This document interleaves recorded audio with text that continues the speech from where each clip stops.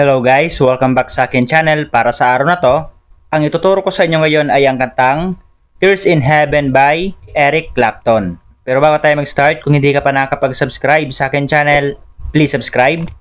At paklik mo na rin yung notification bell para lagi kang updated kapag mayroon akong bagong upload. Simulan na natin. Gagamit pala tayo ng kapo, ilalagay natin siya sa second fret. So ang mga chords na gagamitin natin para sa intro ay G. Mas maganda kung tatlong daliri. Next ay D. Next ay E minor.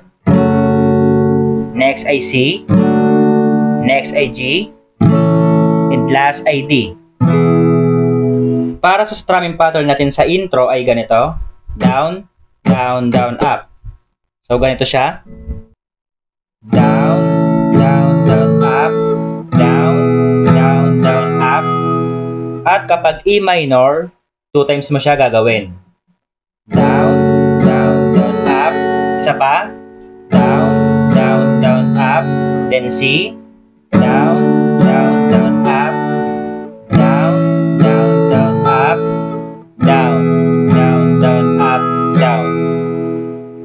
So ganito siya kapag tinugtog ng mabilis.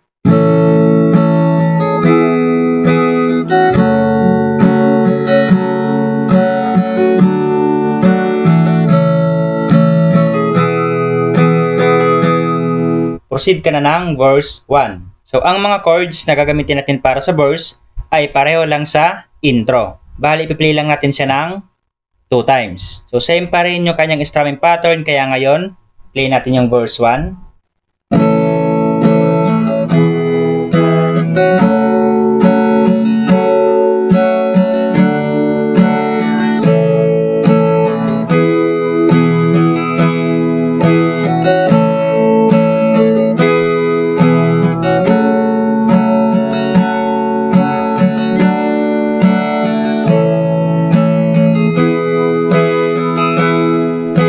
Then, proceed ka na ng chorus. Yung chords natin dito ay E minor, B minor. So, yung easy version niya ay ganito. Pwedeng 4 na daliri or 3. Next ay D minor. Next ay E, A minor, D7, D, at G. At yung magiging strumming pattern natin para sa chorus ay ganito. Down, down, up, up, down, down. Pero pagdating natin sa D7 at D, yung kanyang strumming pattern ay down, down, down, up. Nakuha ba? Kung okay na ay, i-play na natin yung chorus.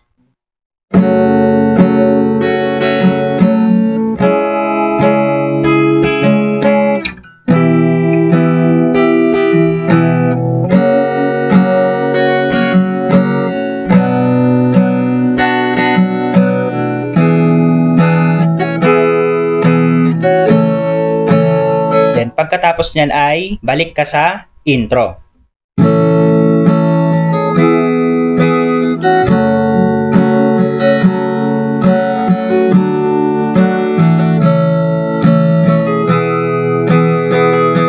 Proceed ka naman ng another verse at chorus. At kapag natugtog mo na yung another verse at chorus, ay proceed na tayo ng bridge. So yung chords natin dito ay B flat. So yung easy version niya ay ganito. Next ay F. So yung easy version niya ay ganito. Next ay G minor. So yung easy version niya ay pwede rin ganito. Next ay C, F, then C, D minor, C, F, then B flat, F, G minor, C, F, C, at D. At para naman sa strumming pattern niya ay ganito. Down, down, down, up. Pero kung mapapansin nyo, yung C at F ay kulay red. So, ibig sabihin yung strumming pattern niya ay isang down strum lang. So, ganito siya. Down, then lipat, down. Nakuha ba? Kung okay na ay, i-play na natin yung bridge.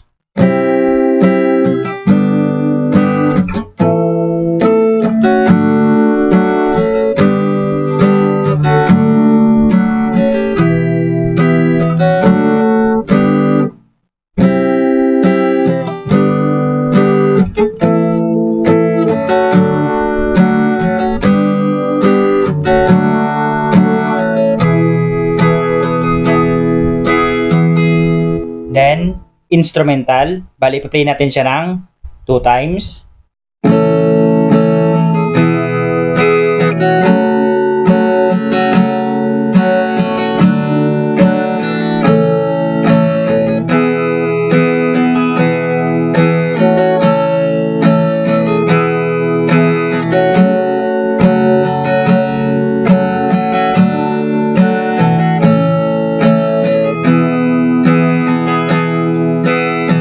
So, ganun lang tugtugin ng kantang Tears in Heaven. Kaya kung nagustuhan mo, please like and share this video. Maraming salamat po sa panonood and enjoy!